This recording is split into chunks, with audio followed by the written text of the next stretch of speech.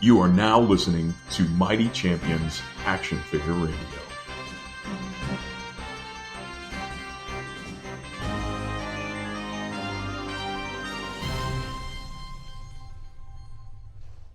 What's up, guys? Welcome to Mighty Champions Action Figure Radio. We talk about toys, collectibles, action figures, and all that sort of thing here. So if you're interested in that, you have come to the right place. My name is John Sargent. And my name is Christian McGann. We've got a loaded show for you today, as usual. Episode 20.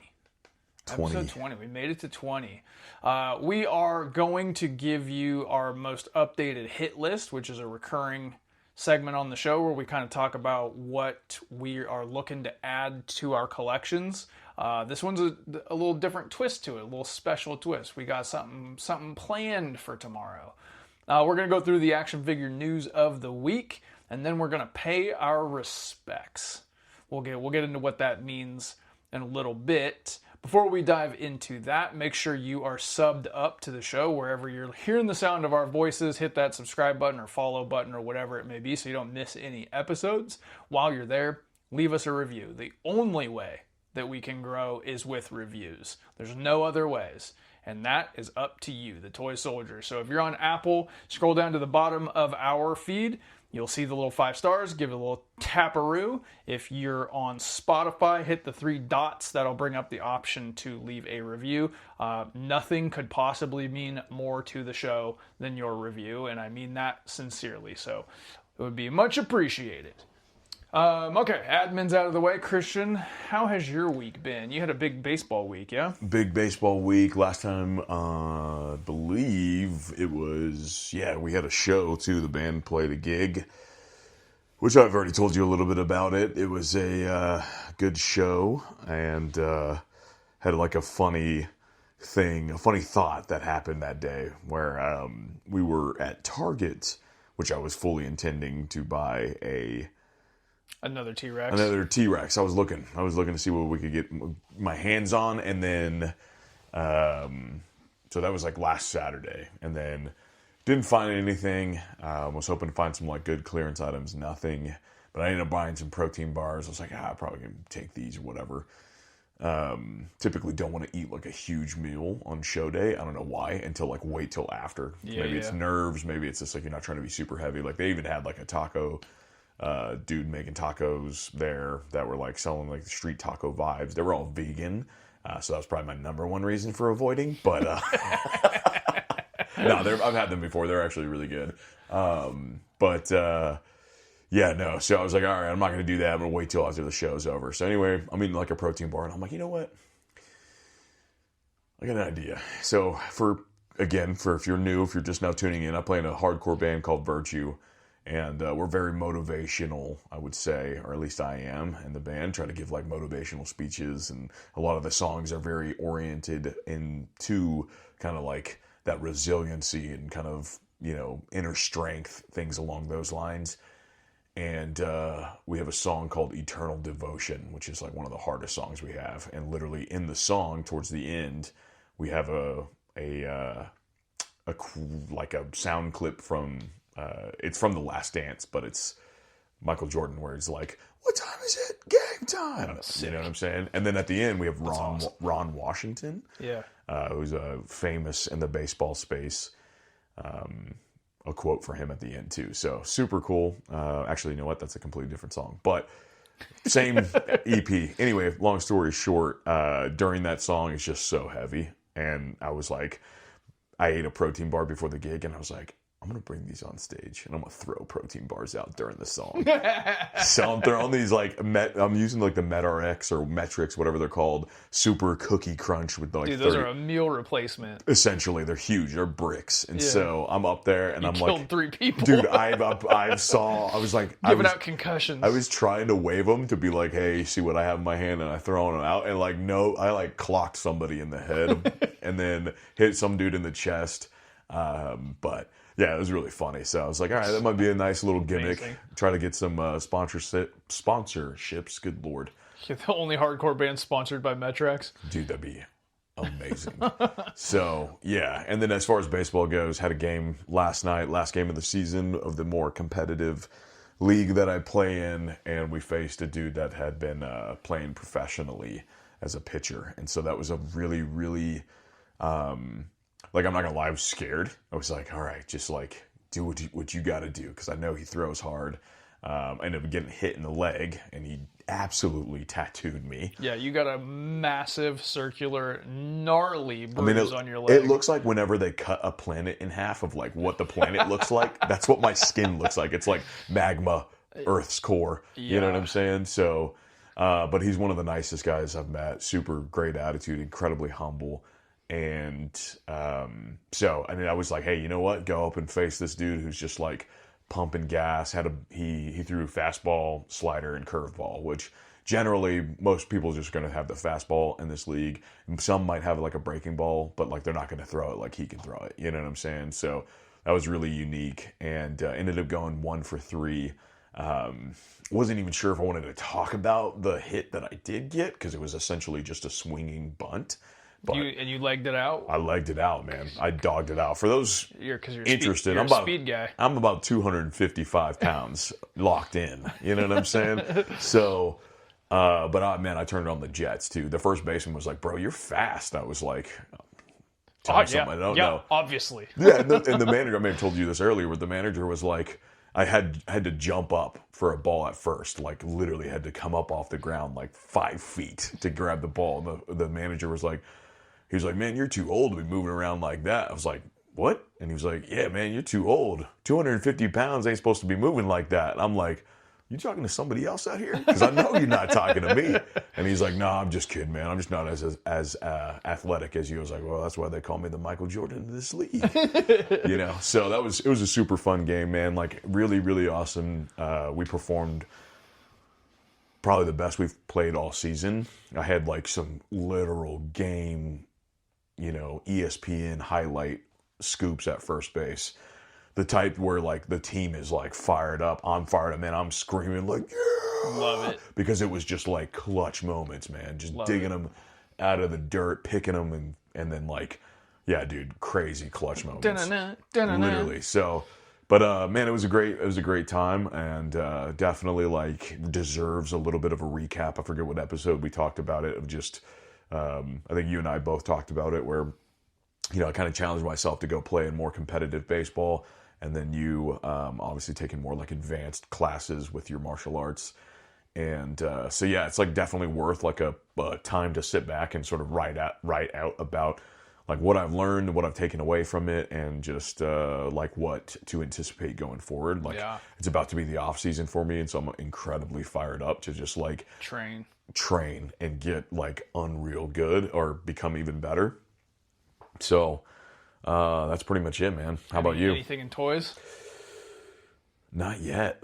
Okay. Not yet. I almost, like I showed you a couple of pictures of some stuff that I was going to pick up from eBay, but I'm going to save my bullets, man. Saving my bullets. Okay. Yeah, I had a weird week, man. I set out the week with like the intention of having a very normal routine week, because my last handful of weeks have been nothing but the opposite. Mm-hmm. So I said I'm gonna go to class twice, which is 4 times because it's 2 classes every time I go, and then I'm gonna just hit my normal work days, and it's gonna be a normal week. That's not what happened, because I ended up getting sick, and so I had hit 1 class and I got stripes on my belt for the first time in that class, which was rad. Showed my proficiency in grappling, striking, and weapons. So got some stripes on my belt, which was pretty proud of that. But because I couldn't go the other day because I was sick, I didn't get my stripe for sparring.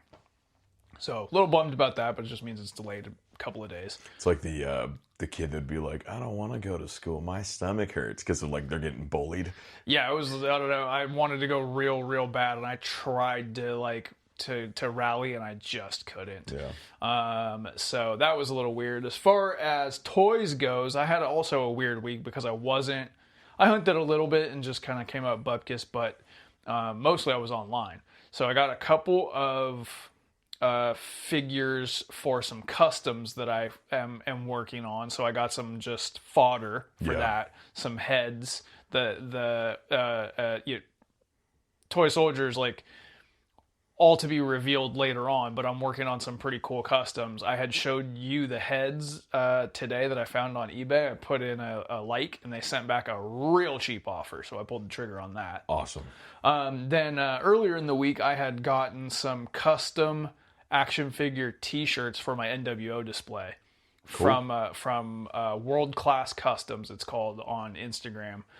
And they haven't arrived yet, and there's a little, like, there was a couple of days where I was a little worried about maybe this was a scam, but they did end up shipping, but they're not going to be here for, I think, another 2 or 3 days, something like that. Wow. So, like, because they're coming from Oregon, so. Oh, okay. But keep your eyes peeled at Mighty Champions on Instagram. I'll definitely post the pictures. I got some NWO shirts going. I'm like really, really honing in my NWO display with cops and trash and proper shirts and commentators, and like I'm trying to get it like as detailed as I can get it, and I'm kind of loving it. So yeah, basically everything I got this week was, I did pre-order actually today the Demolition Elites that are coming out pretty soon, and then I also pre-ordered the Greatest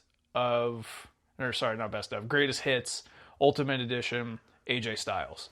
I had no idea when those drop, but oh wow, yeah, paid for them. So Ringside Collectibles always comes through real fast. Nice. Like Ringside Collectibles is like, if we do another trust scale, that's a 10. They are going to deliver on what you buy from them. So yeah, nothing really like significant in hand. We need a code John at checkout. Yeah. Yeah.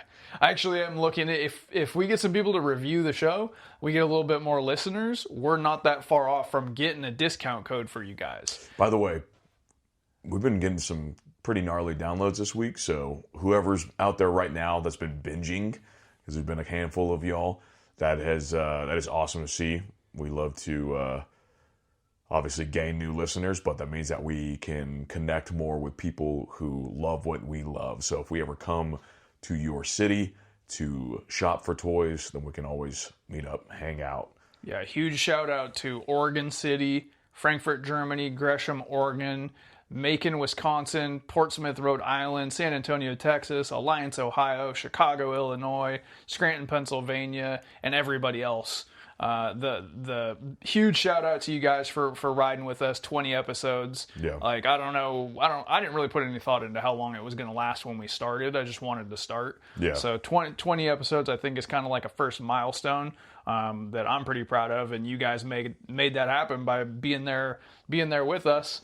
So we definitely appreciate it. Hit that review. We can get you guys a discount code at, all sorts of different places. Just dream of discount code Mighty to get 10% off. That's what I'm saying. We also are talking about a road trip. We have got the opportunity here in Texas in January, I think it is, where Retromania is actually going to do a show in New Braunfels, Texas. And we want to roll there with you guys. So they are going to be there January 17th and 18th of 2026. TBD on whether or not we would go on the 17th or the 18th, but we will choose one of those days. If this is something that interests you, if you are in Texas or you can get to Texas and you want to roll to the Retromania Collectible Show with us, hit me up at Mighty Champions. Let me know. I want to get a tentative head count, and then we can roll out there as a crew. Because that sounds like something that would be a blast to accomplish. Roll out there, drop some heavy cash. Yeah. Get fired up on some toys. We want to meet you guys too. So we want to shake hands with the listeners. So yeah, get at us at Mighty Champions if that's something that you think you'd want to participate in.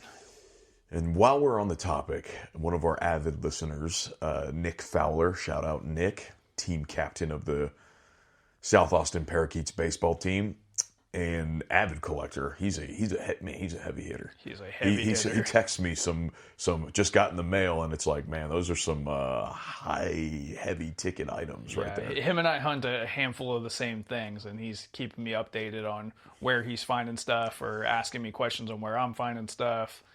Yeah, man, and he brought up we talked about the Spider-Man movie toys, and he mentioned a couple episodes back. Go back and listen to that one. It's a good one. It's a banger. but he mentioned to me about how some of those toys were the last action figures he got before he aged out. And that kind of hit me like a ton of bricks, because it was like, holy crap. I think, now not everybody, but I think as a collector, there was one point in your life where you just didn't, not necessarily that you didn't care about toys anymore, but you just, like, you liked girls. And so that took up your biggest focus, or whatever else. You started to grow up, you got into music, whatever it is. And that kind of got me thinking. And I was like, well, what's my last time? And then we talked a little bit about it. Oh, interesting. So what would you say your last time is? As a kid. What was the last toy that you got? That I actually went and bought or received. Or just maybe before you aged out, where you knew it was like, holy crap, this might be it. It doesn't hold the same weight that it once did.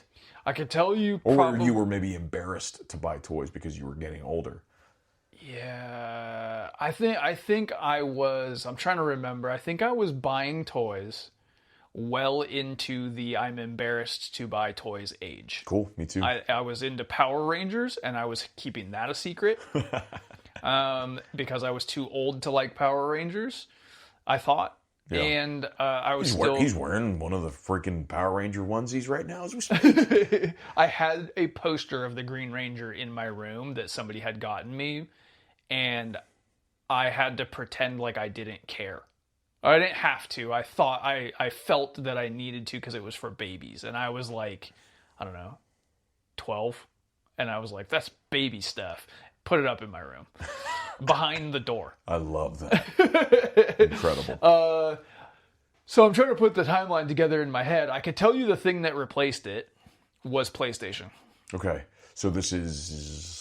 What year? 95, 96, 97 is where PlayStation comes in, and PlayStation gives way to Nintendo 64, and then PlayStation 2, and so on. Okay. So gaming. I think gaming is a pretty common evolution. So for me, in my age group and that era, gaming was a social thing. Having a PlayStation, being the wrestling fan, having the wrestling games meant everyone came to my house. My house was always filled with dudes playing games and kicking it, right? Like 4, 5, 6 heads every single Friday, Saturday, Sunday. Nice.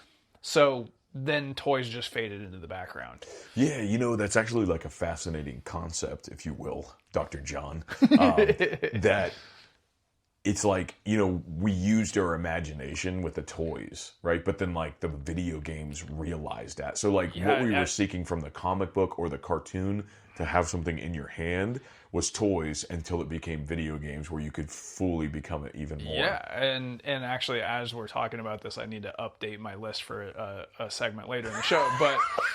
But toys just couldn't hold a candle to Resident Evil.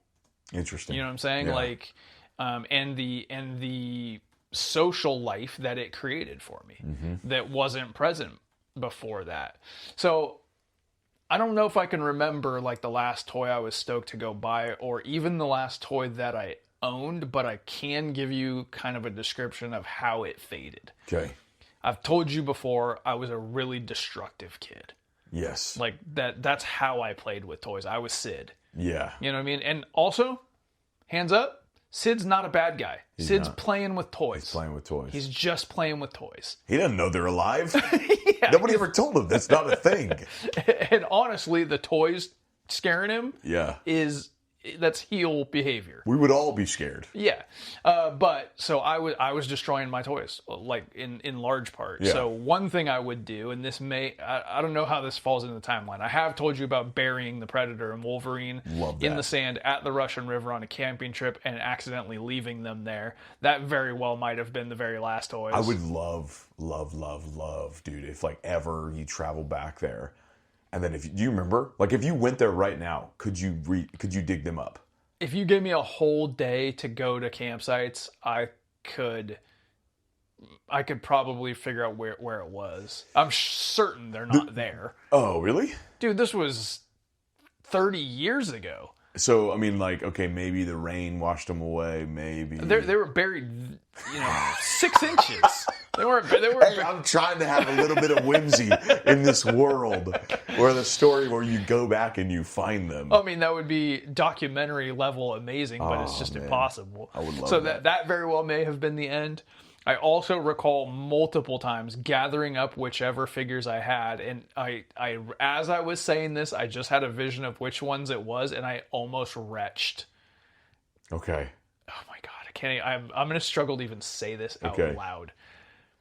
So what I would do was gather up the toys. I'm about to cry. Okay. I gather up the toys. I would go down to the end of my driveway. I had a really long driveway where there was a house that like faced the street and then a lot of driveway, and then I was behind that house, so I was really far from the street. So I would walk down the driveway to the street, get in the ditch, take my figures, lay them in the street, and wait for a car to go by. And if the car missed it, I would get out and adjust the figure to ensure that it gets run over. Amazing. And it was my Terminator figures. I'm picturing the T-1000 that I did that with, and I am sick to my effing stomach right now. I'm just so curious. I mean, because I've got 2 things that I need to tell after this, because I'm in the same boat. But like, my thought process is like, why? I don't know. I thought you just wanted to see what would take place. It was the physics of it. It was a curiosity in physics and a thirst for destruction. Dude, that is so hilarious. An appetite for destruction, and I never would have recalled that it was the T-1000 until we were having this conversation, and I'm devastated. Unlocked memory. Another one is my Ultimate Warrior wrestling buddy, which we've talked about on some segment in the past, which is just a pillow that looks like the Ultimate Warrior. Okay. Goes for about $400 on eBay right now. Crazy. And I would just take it outside, rain, sleet, or snow, and I would throw it around up in the air and in the mud and in the dirt. And there was a power line that went in front of my house, and I remember trying to get it stuck on that power line, and I succeeded. And the Ultimate Warrior was high above the ground for years, just outside in the power elements. Outage right after that. Like every time somebody new would come up the driveway, you'd see them spotted and get a weird look on their face because there was just an Ultimate Warrior wrestling buddy, presently worth $400, out in the elements, just dangling from that. Now, is that still there?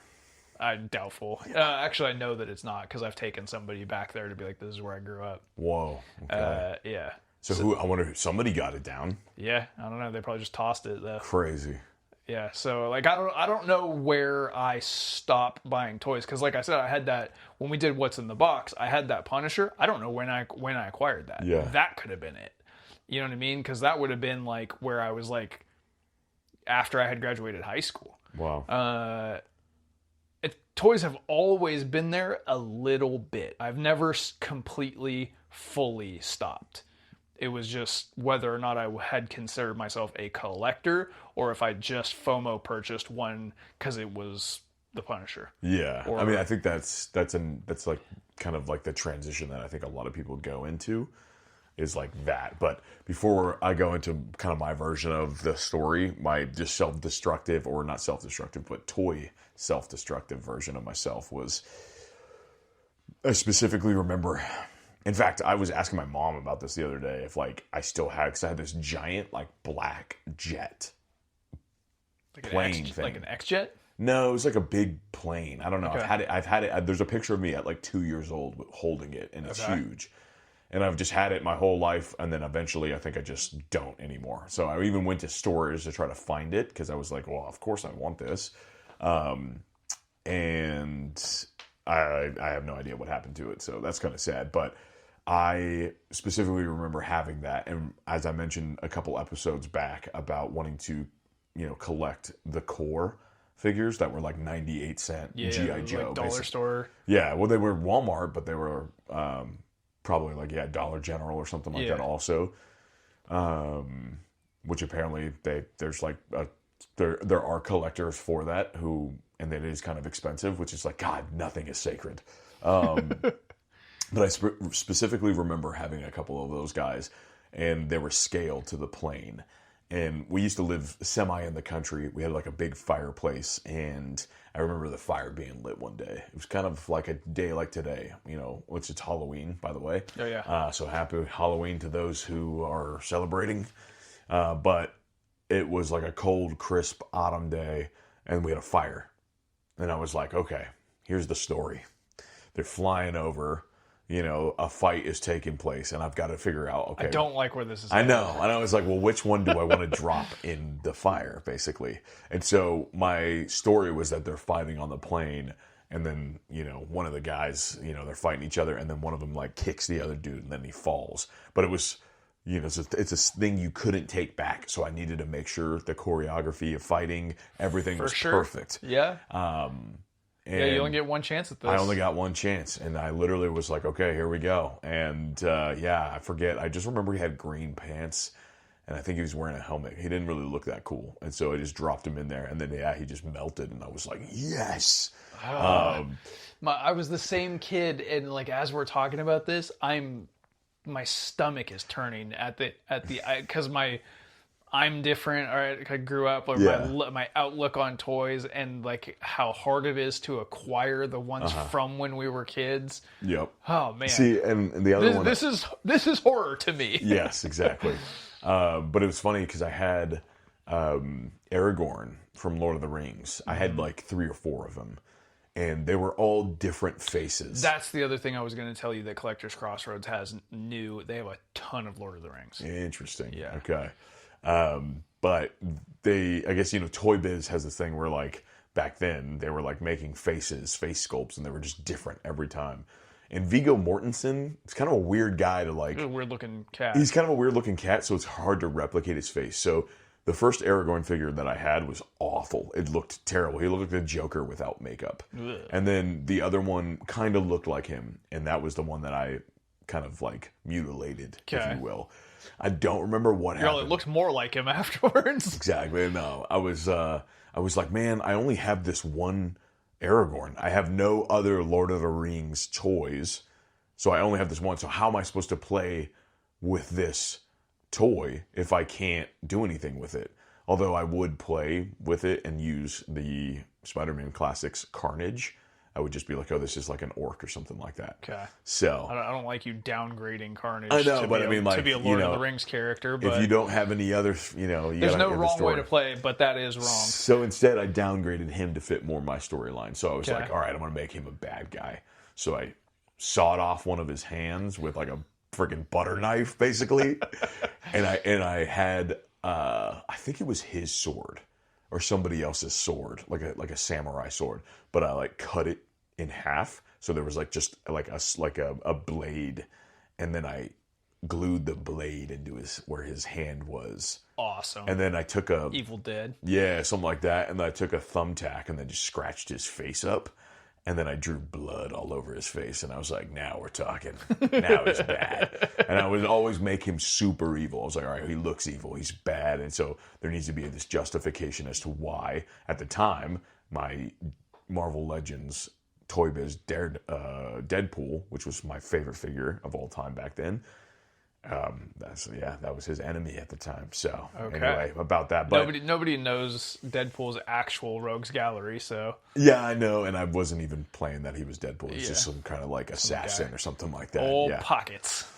Exactly. So anyway, side tangent, or out of the side tangent and back into the main story. So the last action figures that I got were. This is really fascinating, especially because of everything that we've learned. The more and more that we've dived into toys and like the evolution, especially for me in particular. This is like a toy-specific therapy session where every 7 days we like dive deeper into the vault and find out more. Yeah, absolutely. Yeah. I mean, like these things are staples in time. Like I think if we had a time travel like time machine, right? And they were like, we need you to think about a memory. Well, in fact, we've got a segment coming up based on me having an unlocked memory. Exactly. Yeah. There you go. So, yeah, I think we would just be like, okay, we remember these things like they were yesterday. So it's like, okay, we would go back in time to those experiences. And that's why we buy toys today. Yeah. But I specifically remember, I think it was my 15th or 16th birthday, one of those. And there was a dude that I knew that got me like a birthday present. And I remember opening them, and it was Human Torch and War Machine. And they were Marvel Legends, but they were Hasbro. And I didn't understand why the packaging was different. Because I was so face full of it, of Marvel Legends, the Toy Biz, collecting them, buying them, obsessed with them. And then there was that period where it just stopped. And then I was gone long enough for Hasbro to take over. And he got them for me, and I was like, oh man, these are sick. So there was a time in between. And that time in between. Yeah, okay. And then I'm thinking, like, I'm looking at them, I'm like, man, what is different? And I was like, they really changed up the box. They really, like, I don't know, they changed up, like, the way that their articulation sucks. Because that was the big thing that they always bragged on all of their toys. Yeah. 32 points of articulation, whatever. Yeah. And I'm pulling them out, I'm thinking, oh, that's weird. And then I bought a Punisher and a Daredevil after that. So I was like, okay, well, let me try to get back into it. And it was still the same thing. And it was almost like these figures that I had no idea why. I wasn't paying attention to the fact that one was Hasbro, the other was Toy Biz. I was just paying attention that they were getting worse. Yeah. And that the quality faded. And it almost was like representative of like this like fading memory that was just sort of dying in my hands. I'm getting the sense that you felt betrayed. In a way, but I didn't know why though. Yeah. And I thought maybe it was like, well, maybe I just don't care about this anymore. And this was sort of in line with like, I was probably a little younger, maybe like 14 to 15, where a buddy of mine, we went out to play. We used to go out. He had like a giant land. We would play like World War II and stuff like that because it looked like, you know, like Germany or like the French countryside. Like that's how big his land was, and had amazing times. We played Lord of the Rings out there. We'd making spears. We'd have swords, whatever. And there was one point when we went out there and we were trying to play World War II or like Vietnam or something like that, like some sort of war story. And you just got too old in your imagination. And like we just tried. It was almost like I could see this blurry vision of a bad guy, and then he just turned back into a bush. And I'm like, oh.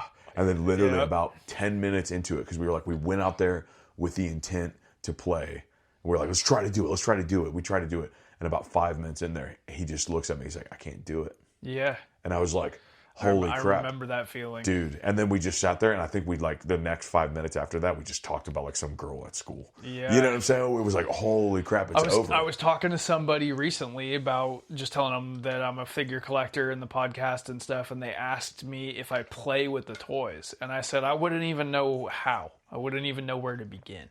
And she goes, I bet you could do it. And I go, if you gave me 2 action figures and I sat down, it would be a matter of moments before they were doing their quarterly taxes. Yeah. Like, I don't think I could do it. This podcast is playing. Yeah. Doing mission reports and doing power drafts. Mm-hmm. That's playing. Setting up a display that just sits stoically, or statically, I guess. That's playing. You're not, even if I wanted to pew, pew, pew, I couldn't do it. I think I could, but I think because I was trying to like break down like why at some point does that stop? Obviously you become distracted, and I think that's the biggest thing. You have other things that take precedent. Mm-hmm. Before that, there's no responsibility. Mm-hmm. Like there's nothing to consider. Yeah. Your social life is just happening to you. Yep. And you're not thinking about guarding it and growing it and maintaining it. And then once you get to that like 13, 14 years old, that's the most important thing. It's like you don't have fears. You don't really have stress. You don't have like pain. You're just sort of like fully living in the moment. I remember the last time I sat down to play with my toys. And I was like, okay, here we go. Here's the storyline. Here's what I'm going to do. And it just was like static. Yep. And it was like, I think it lasted for about 5 minutes. And I think I think I mentioned this before about having like a 3-hour long storyline of playing with my toys. Yeah. And it's like, dang, man, that's crazy. But similar to you, it's like I never really fully was away from it, maybe like a couple years here and there. Because like I remember just being in specific places and being like, oh my God, like this Batman figure is amazing. And I would just buy it. Yeah. And then but again, like I never considered myself a collector. It was like, oh, I just buy it because I like it, and then that's it. And then like obviously the more that we've dove into this and then like learned more about like the history of things. And then that one time where like I just cracked the case essentially, where it's like, holy crap, Hasbro took over Marvel Legends, and that's where everything changed. And so that's why anybody who asked me, what do you collect? I say, I collect Marvel Toy Biz from 2000 to 2006, and that's it. Yeah, because it's like that's where it started, and that's where it ended. Hopefully, with this podcast, we can get people to define what it is they collect. Yeah, and there's no one can tell you that you're right or wrong, unless you're using Carnage in Lord of the Rings. You can't do it wrong. But okay, take a larger step back. But that's like, that is toys, right? No, I'm joking. Okay, I'm playing. But like, you have to have some sort of guidelines. You have got to determine it starts here and ends here, or it's only these, or it's just that, and I'm excluding this. You can't be willy-nilly about it, or else you're going to spend too much money. You're going to run out of space, and you'll not find anything. Yeah, there has to be a clear vision of what it is that you're after. And to say like it's just Toy Biz Marvel Legends and it's just these years that's how it's done.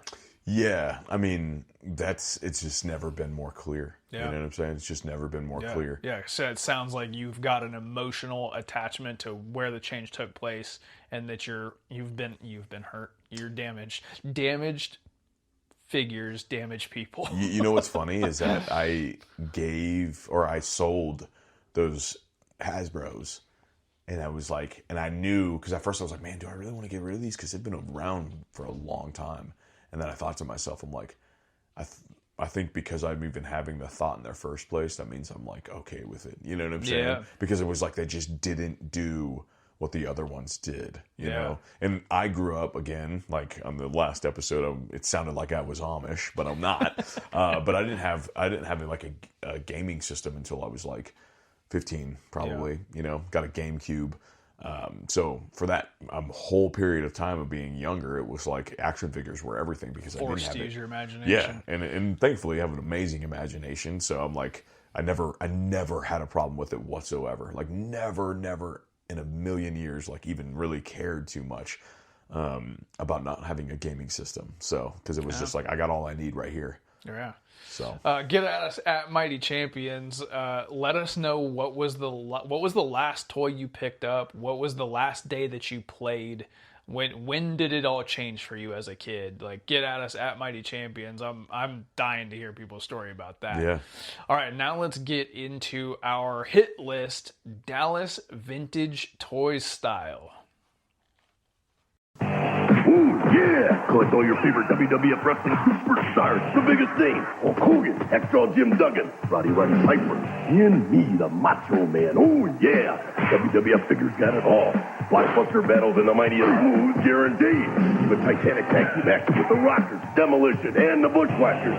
If you're not collecting official WWF figures, you're not getting in on the action. Dig it? WWF figures, they're the real wrestling superstars. Collect them all. Each sold separately. If you've been listening to the show for a little while, you've probably heard us do hit list before. This topic basically is centered around the stuff that we already collect, such as Toy Biz Marvel Legends from, what'd you say, 2000 to 2009 or whatever? 2000 to 2006. So, like, there are figures inside of that you are after. Yes. The reason that it's Dallas Vintage Toys flavored is that we're going on a road trip tomorrow. Just so happens that our calendar lines up, which doesn't happen super frequently, where both of us are free on the same day. It's good weather. Money's up. Let's go. And Dallas Vintage Toys has recently expanded in a big, bad way, and their social media has got me unbelievably itchy. They do an amazing job at making you just drool for wanting to get out there. Oh my god, they just got section after section after section that I gotta get into. Yeah, they were already amazing, and now it's just like... Yeah, they went from a 10 to a 12. Yeah. I can't wait. So basically, we're just going to spend some time chatting about what we're hoping to find out there. Yes. What is on your hit list for this road trip? So I'm definitely, I'm not, so John is a one and done to an extent, right? I try and fail. That's my North Star. I don't always follow it. Yeah, but you're pretty good at it, though. I really, really try to stick to it. Yeah. So I'm a little bit different because it's like, okay, if there was a Hulk figure that happened from 2000 to 2006, like, that's what I want. I want them all, right? Because to me, that's like, these are like just different iterations of these characters. Yeah. And of course I want to complete that, right? I think I have 5 Wolverines. So you have 5 Wolverines. But then like some of them you probably wouldn't need. Like you do have the maximum Hulk, but it's still in a box though. It's put back in the box. But okay. Like I've got 2 Weapon X's, I've got 2 Jim Lee Wolverines, I've got a Street Clothes Wolverine. Oh, I've got 6. And I've got the brown suit Wolverine. Yes. And Hugh Jackman Wolverine. Yeah. So I try to do one and done, but there's certain characters. Well, I've brought this up about wrestlers. Most of my fronters in my wrestling case, I can't resist it. So I do it. But that is the rule that I attempt to stick to. You intend to do 6 Wolverines and 6 Hulks and whatever they had. Yeah. There are a couple that I could definitely leave without. Like there's like a Weapon X variant where he's like completely burned and it doesn't have any hair or whatever. I'm like, I don't need that. You know what I'm saying? Like it's just not a great looking figure. So, but specifically for me, looking at my shelf and just sort of realizing, okay, because I always know what I'm looking for, right? Again, it's going to be Toy Biz Marvel Legends, Spider-Man Classics, and kind of whatever other line that Toy Biz was doing at that time that revolved around Marvel. And then DC. So DC Direct from like 2000 to probably around 2009, I think is probably where like the majority with DC, I'm still kind of building the foundation or building the rules, if you will. It's a little less like complete and clear as my Marvel because DC back in the day was basically just like, if it's Batman or if it's Superman, you know what I'm saying? I'm just going to get it. Right. There were just, it wasn't really a line. Yeah. So, however, my DC shelf is pretty weak in comparison to the Marvel. But that's because I've been on a quest to collect the past, essentially. So, I'm looking at my DC shelf and realizing that there's a lot that needs to be done. And so, in my mind, I know I'm probably going to be walking away with some Marvel stuff tomorrow. I just know it. I was about to say, can I make a prediction? Yeah. That you're going to get in the car with the bullseye over the DC universe. Yes. And you're going to go walk through the door and you're going to see that big fat Toy Biz box. Exactly. And you're going to walk out of there with a sack full of Marvel Legends. Dude, they will show what they have and they just have banger after banger after banger after banger. I cannot flipping wait to do this. And obviously, we're going to share pictures at Mighty Champions and we're going to go through our haul on the next episode. Exactly. So, as of right now, my goal is to pick up some more DC Universe classics. And if I can find some... I'm starting to fall in love with those since we've done the show. Yeah. If I can find some like DC Direct stuff, they're generally pretty cheap. They're anywhere from like $10 to maybe $30, which is really good. That's in box? In box, like a lot of the older DC Direct stuff. I don't know if there's probably just not a big target audience right now. But... probably more so DC Universe Classics. Now, my gripe with those is that they're still pretty expensive. That loose, you're looking at like, they're starting at $25, right? And they're just going to go up from there. Technically, I should start building the rest of my Justice League because like, okay, you need to have like those core members, but I just happen to be obsessed and I love more than anything the B and C rated characters. Yeah, so, you're a big obscure character. I do love that because DC does it so well, and so I think if I have anybody specific on my list, I'm probably looking for the Question, which he's like a B rated character, but he's massive. People love the Question. Yeah. I love the Question. He's like a cult classic. Yeah, for sure. Booster Gold is another one. Booster Gold's upper cult classic, lower mainstream. Yeah. He's like approaching mainstream. Exactly. So some of the JSA characters, basically, like some of those classic, like Gold and Silver Age type DC characters. So Our Man, Wildcat, obviously. Oh my God. So those are going to be what I'm going to keep my eyes out for, like actively look, especially in the loose section. I don't really need the box. You know, I've kind of talked about it before where like I can buy DC loose and I'm totally fine with it. Right. Like for me, it's just, I think just visually seeing it, they hit the right chords. Whereas like the Toy Biz box is like the thing that just like, you know, if it was edible, I'd eat it. Dude, So, oh my God, it does something to you. yeah. And then one thing that is honestly terrifying me about what I might come across. It's like almost Because of the cost? well, because of what they've been posting more of lately. Okay. There's a scene in Lord of the Rings where they're traveling over I think it's the Misty Mountains, I want to say. And it's like snowing really, really bad. And like avalanche, and then Sauron, I think is like yelling into the sky and like making freaking lightning come down and start an avalanche. And they're like, hey, why don't we go through the mines of Moria? And Gandalf's like, I don't want to do it. I don't want to do it. And they're like, well, we have no choice. We got to go through the mines of Moria. And then Gandalf's like, Frodo? And he's like, let's go. I want to get out of this cold. Well, he knows that there's a Balrog there. And he's like, God dang it, there's a Balrog that I'm going to have to fight, which he does. And then he like technically dies or whatever. He fights the Balrog.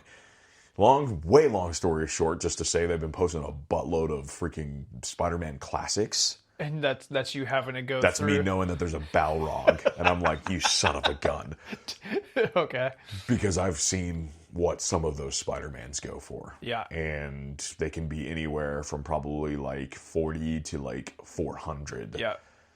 So I'm like really nervous about that because I know that I think it was in a clip or something like that walked by. There were like a handful of them like across some shelves. And I'm like, oh God, please. So in a way, I'm hoping I want those so bad. I'm hoping they're not there. Yeah. Yeah. Because you don't want to do something stupid. Exactly. My philosophy, and I've told you this 100 times because we were kind of talking like budget, like what's the budget. And mine's like a spectrum right now because, you know, I want to make sure that I like go in and get some gas, because my thing is I want to leave a handful. I want to leave with bags of items. I don't want to go there and spend a lot of money on one thing. Like, to me, that defeats the purpose. Like, you know, the same way if I was a kid, if I'm getting a bunch of things, like that's what fires me up. So strategizing a little bit more about what I intend to pick up, but I also just love the thrill of discovery. So when we talked to the hit list, it was a little difficult for me to kind of pinpoint exactly what I wanted, because to me, showing up and then just being surprised and dumbfounded where I'm like, John, from across the room, and then me holding it and walking around like a little kid holds a Cheeto all day. You know what I'm saying? So that's where I'm at. Okay. You're going to see Spider-Man Classics. You're going to see Marvel Legends. I'm going to be DC. out back, like just on my knee. Yeah, and you're going to be like, you all right? And you knocking on the door. Christian, you all right in there? Yeah, just give me a minute. So I don't know. We'll bring you a bag to breathe into or something, because you like to go in, just get blindsided. So we made this decision. We're going to talk about our hit lists, and I am a little more scientific than you because I'm one and done, or that's fine, just leave it. Because I try to be one and done, I have actual lists. I have a Google Drive titled collections, and then each thing that I collect has a list, and really it helps me not just be one and done. It helps me not buy LA Knight, the wrestler, because I don't care about him. Right? Like, it helps me define who I do and do not want in a line. I don't need every G.I. Joe classified, but there's a couple that I do, and I want to be able to just pull my phone out and go, which ones did I have again? Okay. I also have so many things. Sometimes it's hard for me to keep track of what I've already gotten. I don't think I've ever bought a figure that I already had, but I have done that with like movies and stuff. So it helps me with that too. And full disclosure, if I was to sit here and go through each one of these lists, this would be a 9-hour podcast. Wow. But I'll tell you the lists. Okay. So Batman the Animated Series, obviously. Yes. NECA Predator. Okay. Hasbro WWF. 80s and 90s movie heroes. Cool. Elite style wrestling figures. Marvel Legends. Video games. Retro video games. G.I. Joe Classified. And then I added a new one today. Okay. Because, like you, I saw in a Dallas Vintage Toys video an enormous section that wasn't there before of starting lineups. Right. And I was like, I cannot go into this blind. I'm taking the 180-degree opposite approach of you. If I was to just walk up to that starting lineup wall with no plan, I would just start throwing money at it willy-nilly. Yeah. So I've got to have an approach. So I'm going to start there because it's the freshest thing on my mind, and I discovered something very interesting. Okay. Okay, so the only teams that I want to collect are the Lakers, the 49ers, and the Giants. Okay, easy. Yes. The Lakers only have 4 players that have starting lineups that I would want to collect, and I'm okay with doubles. Okay. I really only have the space for 4, maybe 5 anyway. Perfect. For in the Lakers section. So Shaq, Kobe, Magic Johnson, Kareem Abdul-Jabbar. Everybody else I could certainly pass over, and those 4 guys have tons of figures. Okay. And it would depend on the pose, the uniform, the box, the condition of the box, that sort of stuff. The 49ers have a few more. So I already have a Jerry Rice, but I would get another or multiple. I only have space for about 4 of these as well. But Ronnie Lott, Joe Montana, Jerry Rice, Steve Young, Terrell Owens, and Deion Sanders, who played 1 year with the 49ers, won Defensive Player of the Year, and won a Super Bowl. Wow. Before he moved on. Crazy. For the Giants, this will interest you a little bit more because you're a baseball guy. Will Clark, Willie Mays, Matt Williams, Barry Bonds, and Deion Sanders. Crazy. Who I just learned today spent half a season with the San Francisco Giants. That's amazing. That is so sick. Now, I had to really reconcile this because is he one of my favorite San Francisco Giants? No, because I didn't even know that he played for them until today. But I looked up his stat line, and it was respectable. Hit like 285. Pretty good. And it was a strike-shortened year. Okay. He stole like 8 bases. He would have broken the triples record if it had been a full season. Wow. And then I did the math so that it's a 1996 figure based on his 1995 season. Okay. 1995 is when he won the Super Bowl with the 49ers. So just as an homage to the fact that this dude was elite in 2 sports at the exact same time, and he happens to be wearing the 2 uniforms of my 2 teams, he's got to be on that list. He's got to be there. He went from something I didn't know existed and didn't care about to a grail item. I was like, I have to have that figure. It's also him sliding. Awesome. I was like, oh, God, in the black jersey. That's the best thing about, I think, the starting lineup is that they're in different positions. So it almost makes sense that if you get another Barry Bonds or if you get, another Shaquille O'Neal or whatever, that it's like the chances are he's doing another like different uniform, different pose, different we talked about this when I picked up these ones. They're crappy figures, but they're awesome. Like I love. Yeah, they're really. I mean, they basically to me are like if you're watching a movie and they show the kid's room and it's like from the '90s, he's probably got a couple starting lineups. Yeah, I told you my point of view of them is Kevin McAllister shooting them into the laundry bin in Home Alone.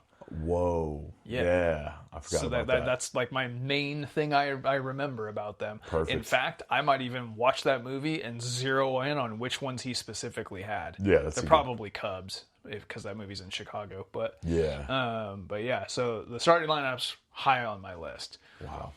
The other thing, another thing that I've noticed that Dallas Vintage Toys went from 0 or very little of to a significant amount of is Hasbro WWF figures. Okay.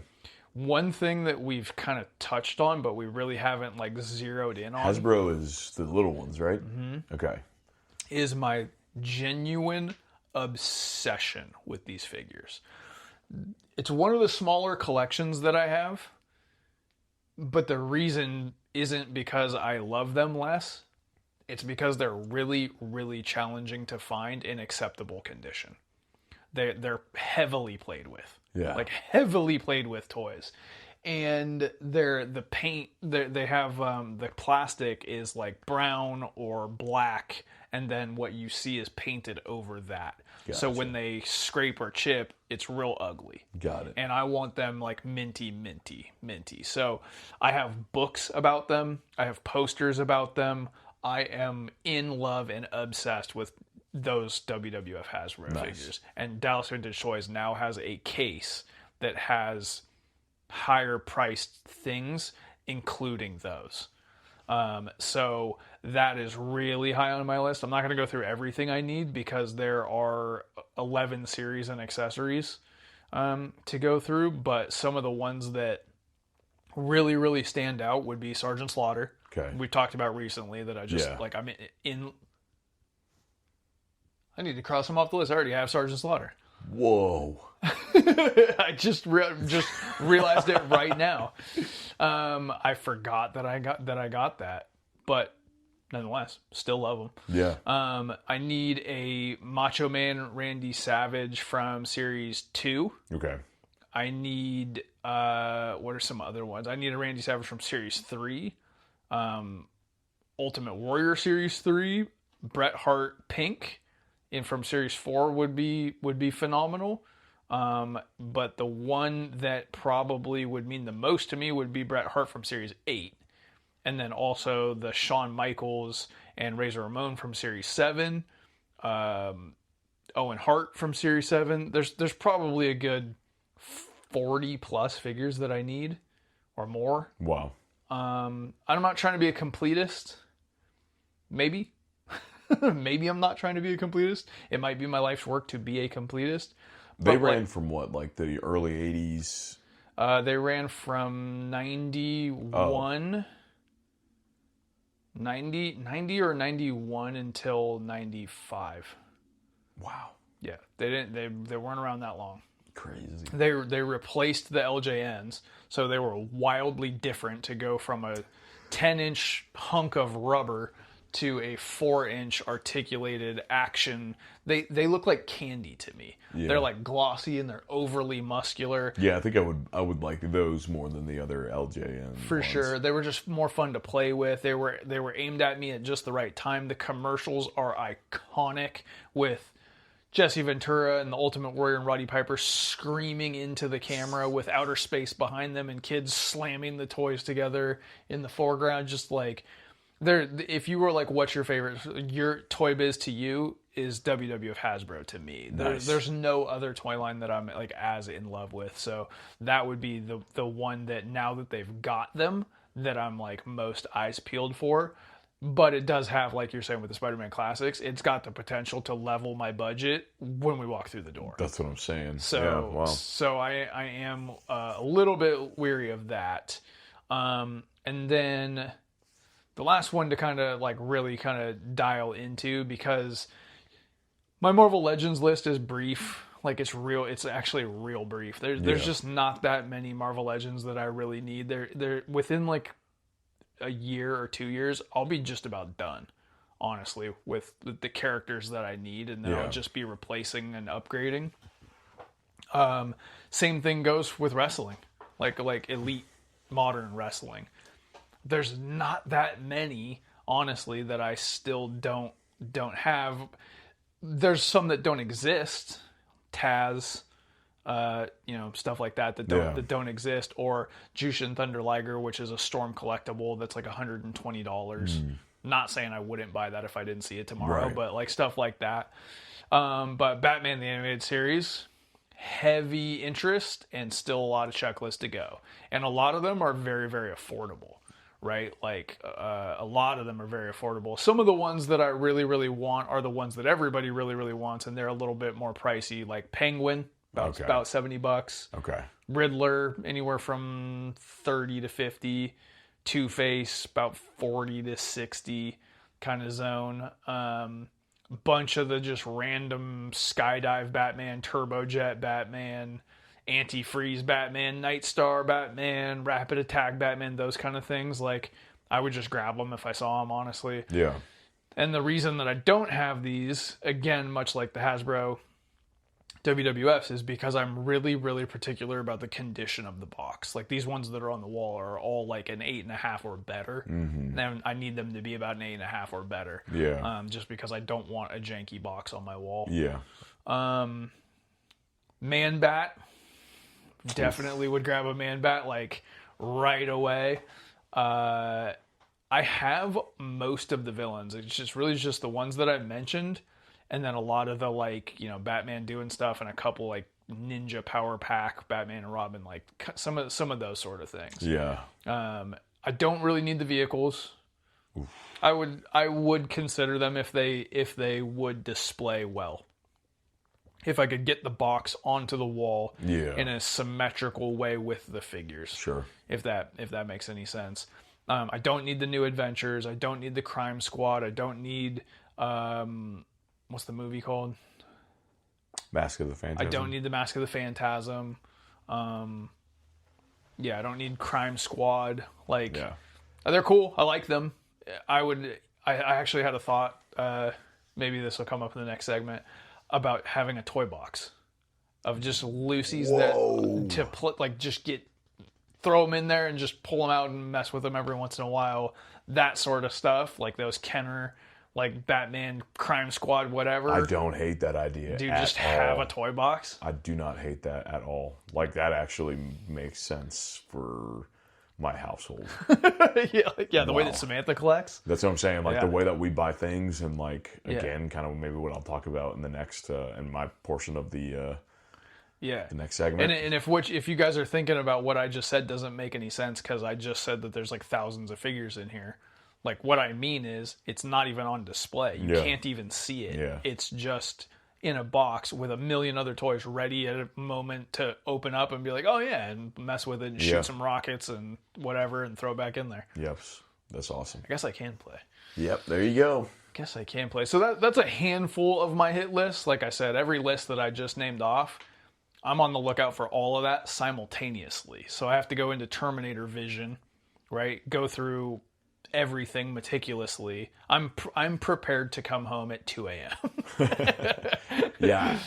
Well, I feel like with the starting lineup, they're going to be like $15 probably, right? Or less. Yeah, depending on who and which one. I don't know anything about the starting lineup market. I don't know which Kobe Bryant costs $1,000 and which one costs $5, or I don't know. And I really don't want to even look into it. I just want to that I can be surprised by. Yes. That I can have a little bit less of a plan, and I think that's what's fun about them, is just I know which teams and I know which players, and we'll see what happens when it comes to that. But that Deion Sanders was revelatory to me it's amazing. Today to find out there's a guy who has action figures of him as a professional football player and a professional baseball player at the exact same time. Bet you if we brought it up, he'd be like, what? I don't know what that is. I don't know. Maybe I do remember seeing it. Right. That is so crazy to me.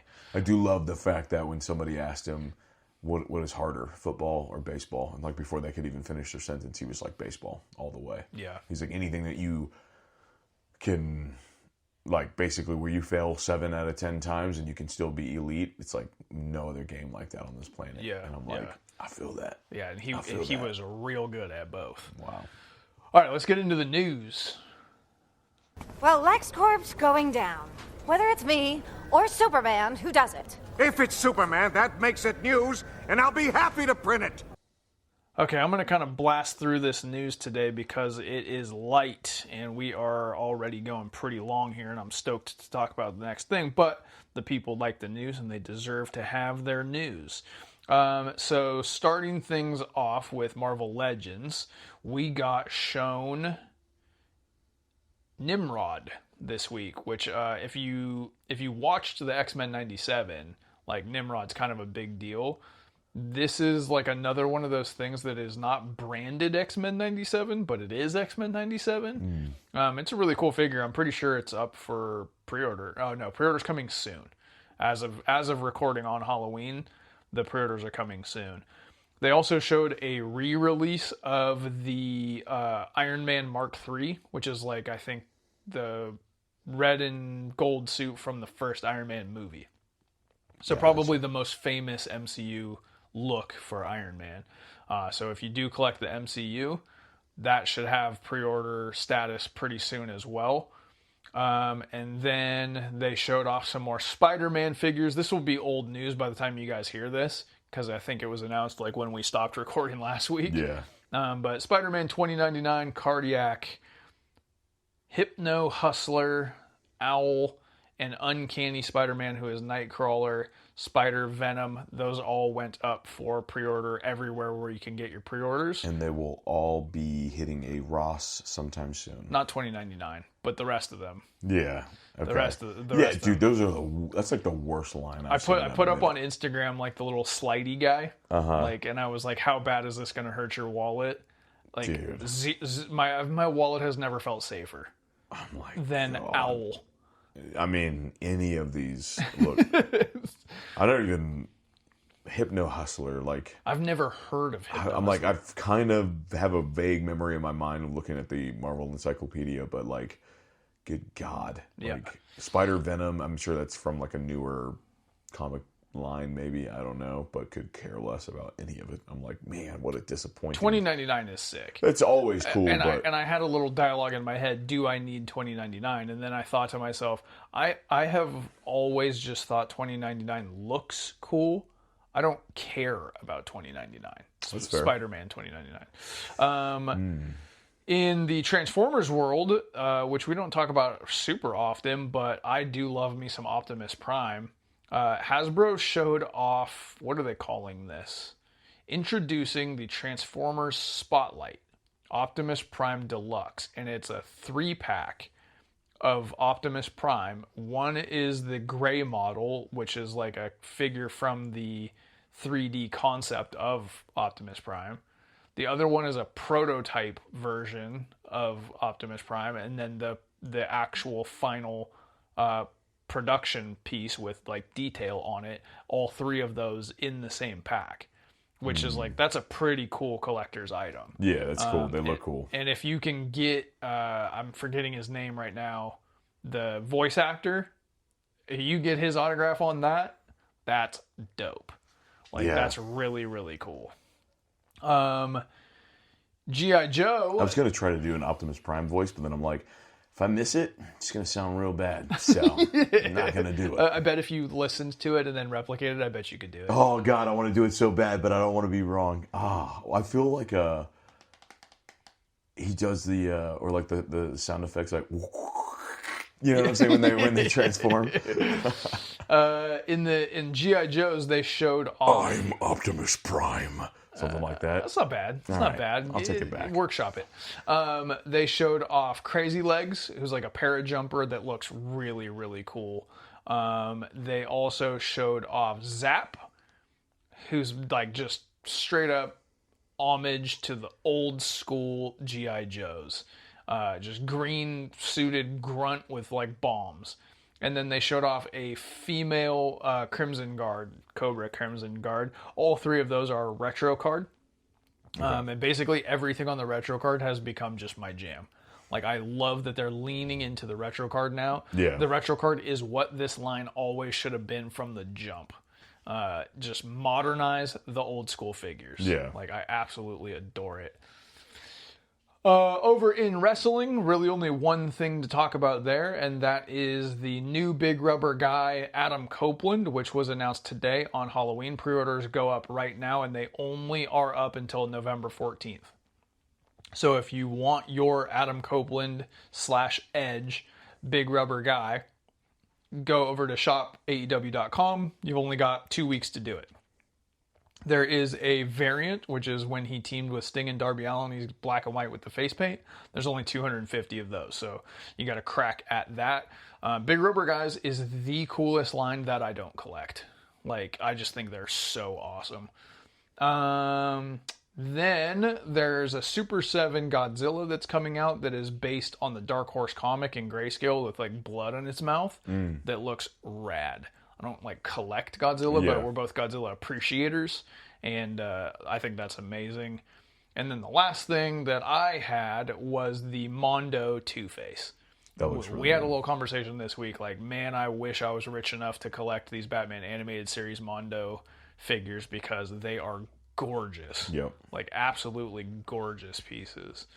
Did you have any news that you wanted to talk about? Nah, man. I mean, other than just the disappointment that was the Marvel Legends wave, but again, I don't collect the modern. I feel like we're in a lull right now because it's about to be the holidays, and, you know, this is the first week where Todd McFarlane didn't come up.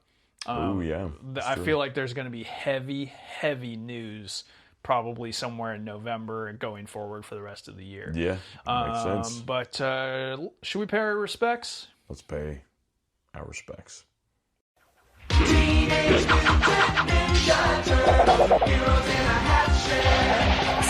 the Rat taught them each the ninja arts. Donatello, master of the staff. Leonardo, the katana blade. My God! Raphael, the sword. Don't try this at home, kids! And Michelangelo, the nunchakus. Radical! And master of the willing pizza. Hey, who had the pepperoni and ice cream? Teenage Mutant Ninja Turtles. From Playmates. All right, so we had a conversation about WCW Smash and Slam figures, and I was talking about on the show that I had changed my mind about them. Yes. And that I used to disregard them or think that they were pretty bad. And then I realized that they are significant and that there's a handful of them that I would probably want, but I don't want to fully collect the line. I don't want to say I collect WCW Smash and Slam and keep a list in Google Docs and keep an eye out for them. I just want to, if I'm out, should I see it, go, I want one or two of these just to pay respects, right? Just because WCW is significant to me, Toy Biz is significant to me, and Scott Hall is significant to me, so I should probably own this. Yeah. And I had said, like, to represent, and you said pay your respects, and that just kind of resonated with me. Then earlier this week I was out hunting, didn't find I thought I didn't find anything. I picked up a Batman bat boat die-cast metal that's produced by ERTL. Oh, you went back and got it? No. Oh. No, I just lifted it with my hand. Yeah. And I was looking at it and I was like, oh, I think I had this. And I've talked about this on the podcast before. The white bat symbol, I have like a physical reaction to it because my very first collection that I referred to as my Batman collection, the name of it was my Batman collection. It lived inside of a wood grain hutch because everything was wood grain at the time. And it was 2 levels. I had put down a Batman towel on each level and then absolutely anything and everything without any discerning at all that had a bat symbol on it went into that hutch. The very first thing was this die-cast bat boat from the movie Batman Returns. And when I picked this thing up and looked at it, the little hologram sticker, you guys all remember the hologram sticker that's on things. I think they still put them on like baseball hats. Okay, yeah. That. Yeah. But it's a bat symbol.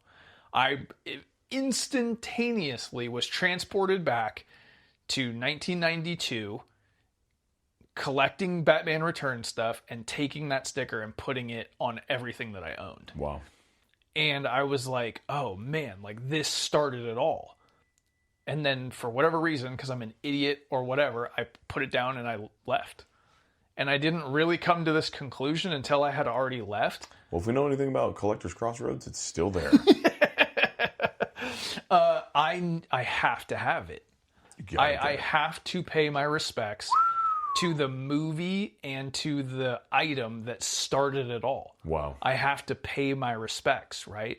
So we're going to talk about the things that hit home but maybe they're not that great and you don't want to necessarily collect it, or for some other reason you don't need to full-blown collect it. So that's one of the things on a fairly long list for me. Yeah. What do you got? So we can do a back and forth kind of scenario. Yeah, I got quite a few. So I feel like I don't have as many because I think the way that I already kind of buy, I feel like is sort of like that. Mm-hmm. Like I feel like the way my collections are sort of just versions of that in a way. We talked about it. My girlfriend Samantha is very much like that, right? Now that we've put a name on it, she's a pay your respect collector. Yeah, so you come over, it's like random stuff. You have like Bratz dolls, which is very popular. And then you'll randomly have like Bug's Life and then just all these things. But things that were super meaningful for her where it's like she sees it, she likes it, she gets it. And that's just paying respect. Are you okay with having Bug's Life in the house, or is that too scary for you? Ants is the one that scared me. Yeah, so like that type of stuff. But I would say, and I've talked about this before, mentioned in a couple episodes ago, I think Beetleborgs is going to be that for me. Yeah. You know, that's one of them.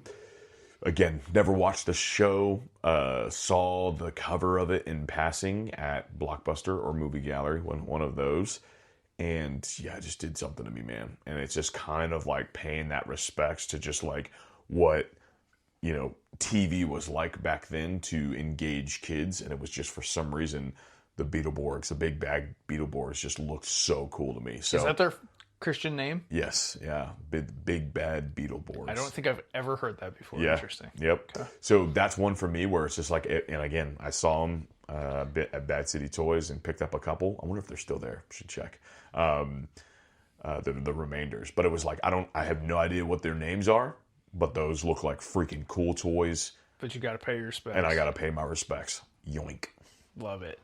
Another one for me that was foundational. And I've talked about it a bunch of times. Yeah. So I've got my Super 7 Ultimate Teenage Mutant Ninja Turtle collection. Sure. That I do the ones that look like the Playmates figures. And it occurred to me, I need some Playmates figures. Wow. The only reason I don't have them is because they're outrageously valuable. Yeah. Like outrageously valuable. But I bet if I really, really tried, I could find 2 or 3 that fit within a reasonable budget to just have, because that was the thing that I was the most obsessed with for the longest period of time. That was, I would go to make friends with other kids because they liked those toys, and we would go to their house. I would go to their house, and that's all we would do is tie Michelangelo off the banister and have him swing on a string, and like it was nothing but Ninja Turtles, and that interaction got me to the movie theater because another kid's dad was willing to take us to the midnight release of Ninja Turtles. Wow. So like, the pricing has kept me out, but if I'm really, really thinking about it, like, I've got to pay my respects to the Playmates Ninja Turtles. Like, probably if I was going to rank these, first and foremost. But, like, yeah, very, very, very significant in my life. Well, really interesting that you bring that up, because I think I'm going to have to do the same thing. With those? But with a very different approach. Like, okay. If they're played with, if they're beat to crap, I don't care. I love the look. You like that vibe. Yeah. I love that vibe. It's just real. That's just real. There's just nothing. There ain't nothing. It's a story. It's a story, and like, to be honest, like I just love the way that the toys look in general. That I'm okay with that. Yeah. And because I know how much they cost, for me, it's like that's a deterrent anyway. So I could find a Playmates figure for $5 in a tub of, 20 of them. Yeah. I'm gonna get it. Whoa. And have you watched the newest Dallas Vintage Toys video? Maybe There's about 10 minutes of it of a guy going through a tub of Playmates Well, there Ninja you Turtles. go. So, like, to me, that's... Oof, that might be dangerous. Yeah. Now that I'm thinking about it. But again, it's like...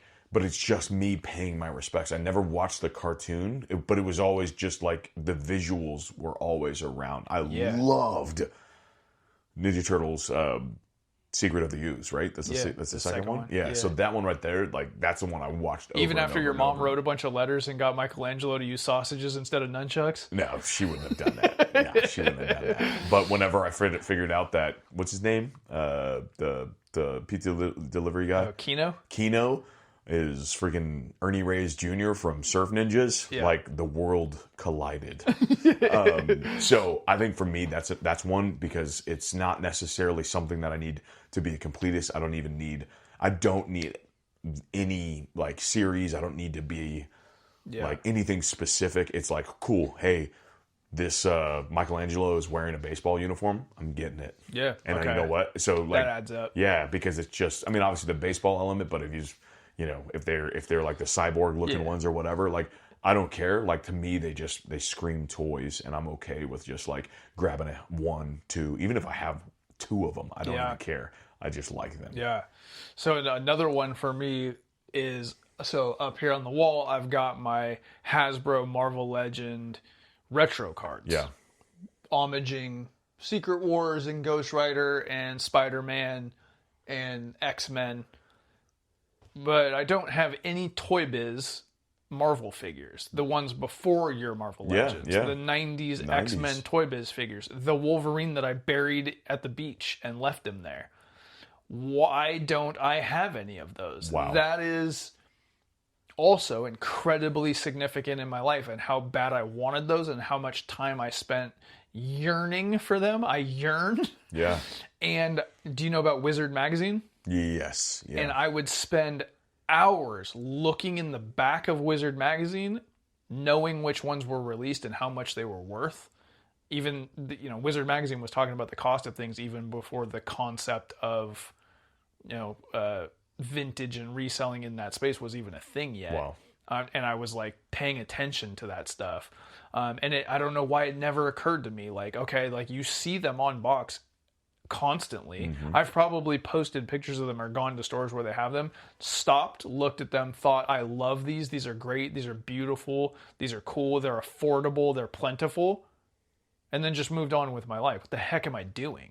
I should have like a Wolverine and like a Hulk. I should have my staples. That's crazy in that. And I don't even know how that even has made. I don't know. I think my brain just tells me that vintage is too expensive, and I just don't even. Those are not expensive. No, they're not. They're like even toy stores across the nation are like, dude, we have these. They're abundant. But I've got to get a couple of those and pay my respects. Wow, that is amazing. My next one, talked about it before. Same concept as the Turtles, and same with the Beetleborgs. It's like, don't need the line.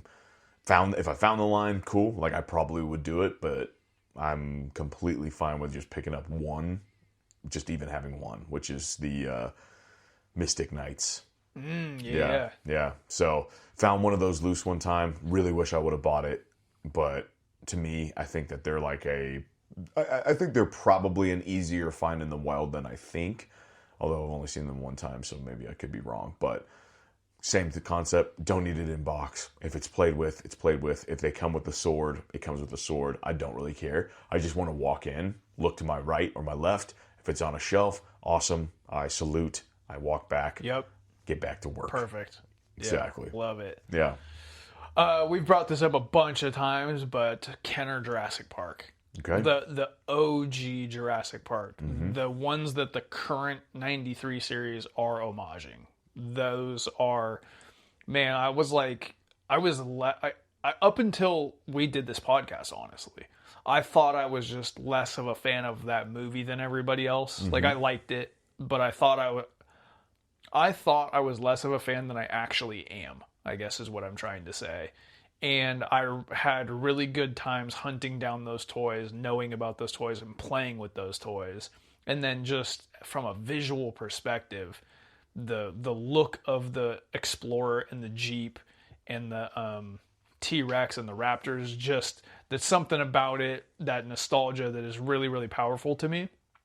And after I had already put Kenner Jurassic Park on my list and was ready to talk about it with you for the podcast, I saw something that some random toy store, I don't even know where they are, on Instagram posted a picture of the T-Rex holding the Explorer up in the air. And I was like, that's it. That's my respect. I just need the T-Rex and the Explorer. Wow. Like, I just want those two things. Yeah. And replicate that scene, and then I'm done. You're out. Like, I just want to pay the respect because like that is the best scene to me. That's my favorite scene. I love it when that lawyer gets eaten. Yeah, it's amazing. Yeah. Yeah. Like I always talk about in other movies, oh, that's the lawyer from Jurassic Park. They're gonna die. Wonderful. But yeah, that's my Jurassic Park. You know, I have one, but I'm going to postpone this one because when you were talking about the OG Toy Biz, obviously, like, I don't ever talk about that. It was before my time, or at least like during my time of like. Yeah, your hard drive hadn't turned on yet. Yeah, exactly. I was yet to become sentient. Although I do have memories of me being like 2 years old, so perhaps. But I do have a memory because I saw this in some place. I wish I could remember where it was, but it was actually recent whenever we were looking for toys. And you know what? It may have been at the Round Rock Antique Mall. When I was really young, obviously in the height of collecting these toys, there was a guy at my church who was like a really big nerd. He was the dude that wore like the bowler shirts, but they were like dragons, with like flames and stuff like that. He also built like LARP, you know, a live action role play. He built like the foam swords and stuff like that. And one time he built us one, and we were like, all right, so we were fighting at church with it. And then I think one of them like bent or something like that, and he picked it up, and the way he like looked at it was as if like a real blacksmith was like evaluating a sword. And I remember thinking, like, I'm young, but even I recognize that that's pretty lame. This guy gets no hose. Yeah, exactly. So anyway, but he did something awesome because he was like, you know what? He's like, man, I used to love my Marvel toys. And I was like, oh yeah, I remember having a Sandman. And he was like looking at it, and he's like, I got some. I still have a bunch of mine from when I was younger. I'll bring you some. And I was like, okay, great. And he had like a big bucket of them. But he brought me the brown suit Wolverine unmasked, and then a Hulk loose. Yes. He gave them to me. And I remember thinking, like, there's something about these that I just don't really care for. Yeah. Because they just seemed like they were too old, except I could not part. Old school 5 points of articulation. Yeah, they one action maybe. The Wolverine's claws. I think he gave me a yellow suit also because I ended up having one of those. Yeah. But they had the little like plastic little like lever that you pull it back, pull the claws in. Yeah. For some reason though, dude, like they just banged my line at the time. Like I didn't like them, but I couldn't separate myself from them. Right. So I think I'm in that same boat where I might actually have to pay my respects. Again, I'm really cool if I find them loose, and in fact, that's probably more likely of what that's going to happen. Just get those, pick them up, and then just bam. You got to get a toy box going. That's the toy box. So maybe this is like, that's a like part of the segment is like, this is the toy box segment. Yeah. All right, what's your next one? Okay, so I talked about how much I love the Hasbro WWF figures. I currently collect the Mattel Elites, which is now, 12 years in.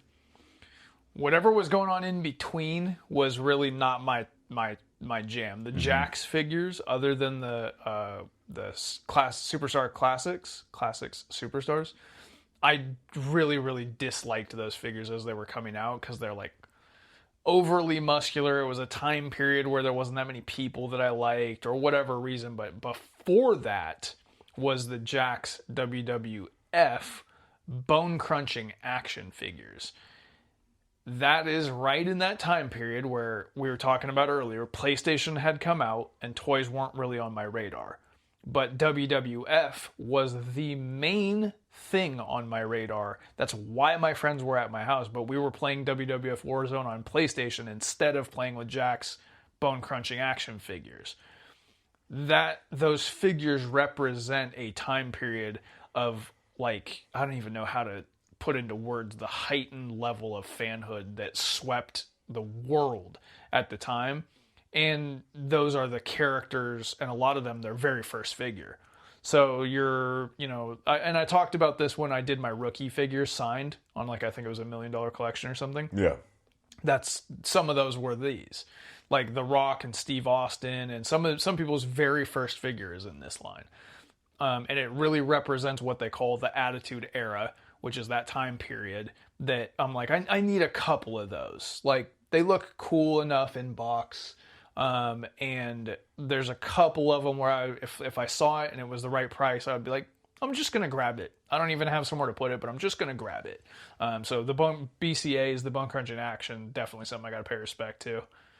Awesome.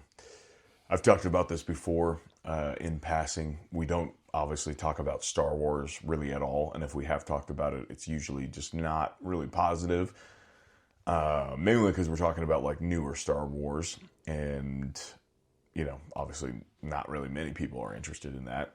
However, I think my pay respects is going to land on Episode 1, Episode 2, and Episode 3, that's my Star Wars, obviously.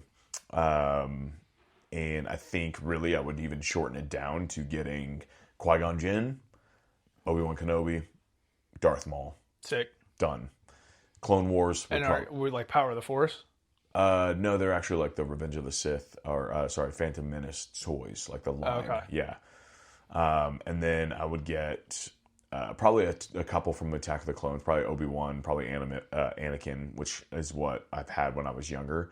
That one I could probably be a little bit more flexible on. Get Jango Fett, I think, which is like Boba Fett's son, I believe. Gotta remember that correctly. I think he is the main bad guy in the upcoming... No, Jango Fett is the dad. Boba Fett is the son. Oh, gotcha. That's right. Yeah. So if that one popped up, I think that would be really cool. Potentially a Mace Windu as well. Ooh. And then the Revenge of the Sith, Anakin, Obi-Wan, General Grievous. Yeah. I love those because I mentioned before having General Grievous was awesome because he came with like four lightsabers. Yeah. And they're $10 each. Yeah. Very obtainable. Yeah. So those would probably Are we actually going to go into the Star Wars section tomorrow? For the unprecedented Mighty Champions? Maybe. I mean, if for some reason we don't find anything, I could be something where I don't want to leave empty-handed. Yeah. And that one is cool. Like, again, $10 toys right there easily. I might get a couple Power of the Force because I did have some. I had a Luke and I had a Darth Vader. Okay. So I think I could pull off maybe those as well. And I will tell you this, I would keep them in a box, which is very, very rare for me. Yeah. I opened everything. The box is absolutely part of the deal with those. Yeah, I think to me you're that's... not going to like play with them, or you can't pose them. They won't stand up. Yeah, and I think like because part of paying the respects is almost like it's decoration in a way. And with the Star Wars figures, the box for some characters is the only way to differentiate which movie that figure's from. Yeah. Because they look the same. Yeah, exactly. Yeah. Okay, for my next one, I'm going to roll a few things into just video games. Okay. So the McFarlane Metal Gear Solid figures. Cool. Which I never had, never collected, probably didn't even know about until after the fact. But Metal Gear Solid is such an important game to me, and it should have been action figures all along. It is an action figures game. Yeah. Resident Evil, pretty much anything like the first 3 Resident Evils. I need some sort of like, you know, representation from those games in figure form, even if it's like this little altered beast from Jax or something like that. So that's a good question, because technically, a statue is probably almost like the fullest form of like paying your respects in a way, because it almost is this like trophy. It just doesn't do anything for me. Okay. But yeah, you're not wrong. But like something along the lines of these little Jax Altered Beasts and Streets of Rage type like things. McFarlane had to have made some. Something like that. And then also the Hasbro Mortal Kombats. Oof, cool. Which I just like. Those are the like G.I. Joe style O-ring Mortal Kombats are so cool. That is borderline full-blown collection for me. Minimum pay my respects, maybe full-blown collection. Wow. The Hasbro Street Fighter figures, the movie ones. Okay. Because I am in love with that piece of crap movie. Cool. The Van Damme is my like favorite action guy, and he's on the box and it says Street Fighter on it. Like, doesn't get any cooler than that. So, like, yeah, basically, like, those super important video games from that kind of era, like, I need some kind of little bit of figure representation for those guys. Amazing.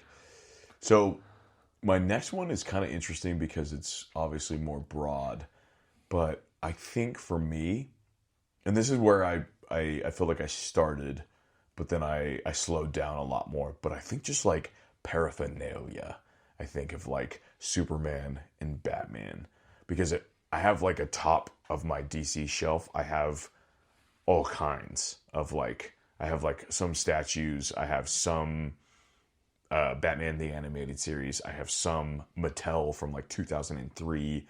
They just don't, there's no real rhyme or reason, and I think that gives me that justification in the same way that I wouldn't do for Marvel, I would do for DC, of just saying, I think just if I have like any kind of like DC or Batman or Superman paraphernalia, so like anything that's just kind of like, I just can't walk away without that. Yeah. You know, call it like a little insignia, call it like a merch, but like it has to swag. ring. Yeah, it has to ring the bell. You know what I'm saying? What you're talking about is the adult version of my Batman collection from when I was a kid. Yeah. Just stuff. It's stuff. That is cool. Yeah. Like, the French fry container might not apply to you as an adult. Right. But that approach of, like, it has Batman on it. Yeah, exactly. I gotta have it. Yeah, I mean, like, when I was a kid, I didn't realize just how many things existed in the world that had Batman on it. So I coveted anything I could get a hold of. Of course. You can be discerning with it.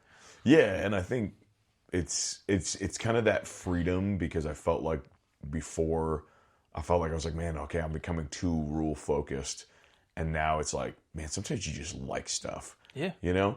Sometimes you just but like stuff. Then it's about how do you display it, yeah, so that you're not hoarding your displaying. Right. Yeah. But I think again now, because I mean, I like randomly, I think one of the last times I went to Toy Hunters in San Antonio, I just bought like a 2003 Mattel Batman, and he's purple.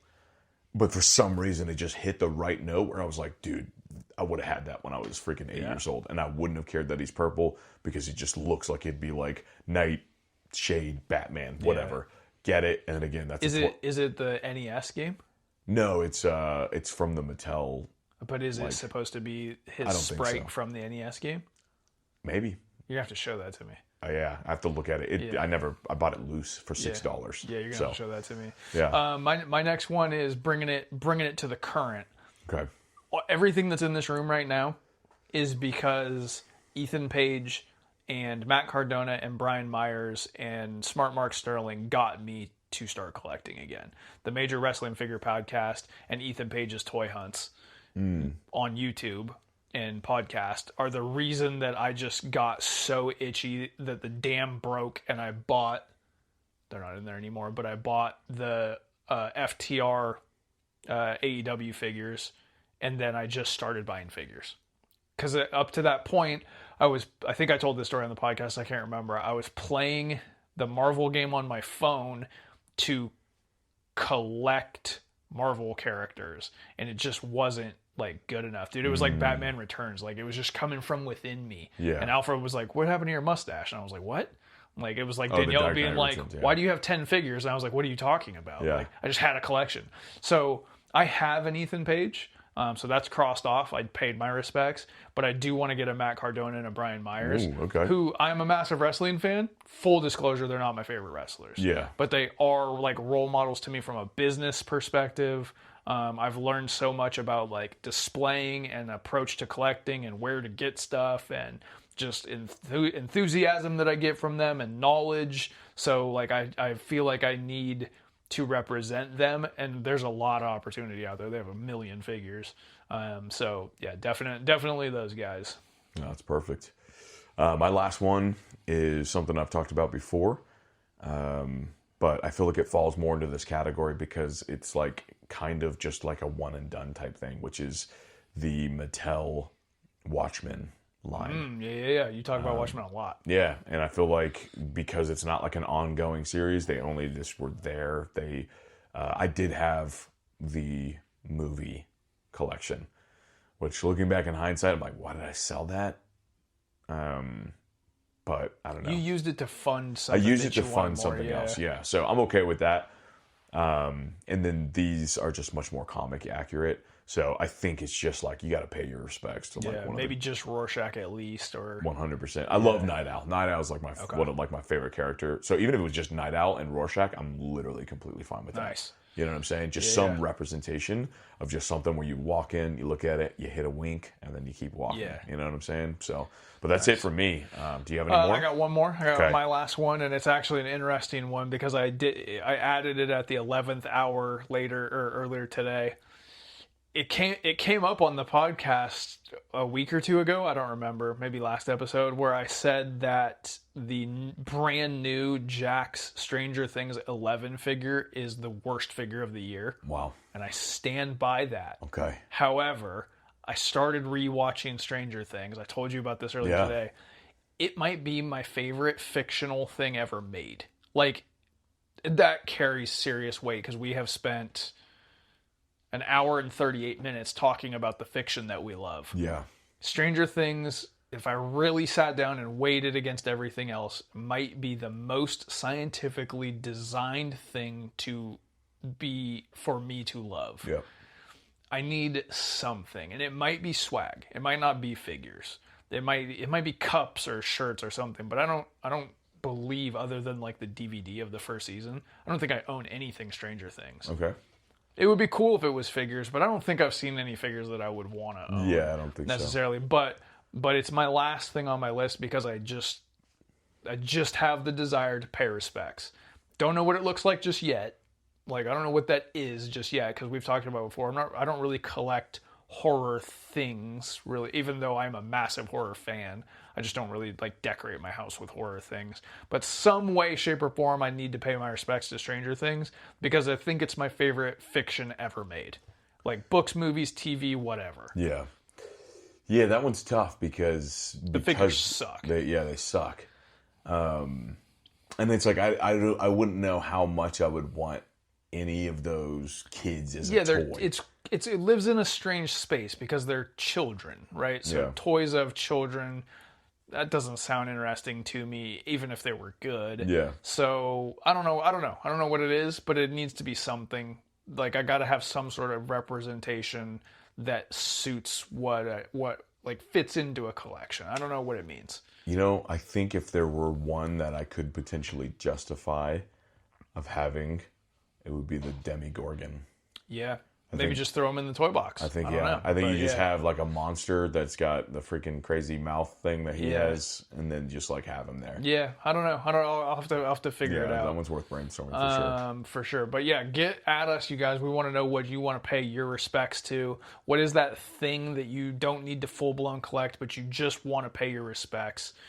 Get at us at Mighty Champions. Let us know if you've got questions. You can definitely hit us up. We'd love to answer it on the show. If you've got toys that you want to tell us about, your figure flashback of the thing that you just love the absolute most, get at us at Mighty Champions, or you can email mightychampionsafr@gmail.com. We'd love to hear from you guys. Thank you for listening to us talk for approaching 2 hours, and we will catch you guys next week. Peace.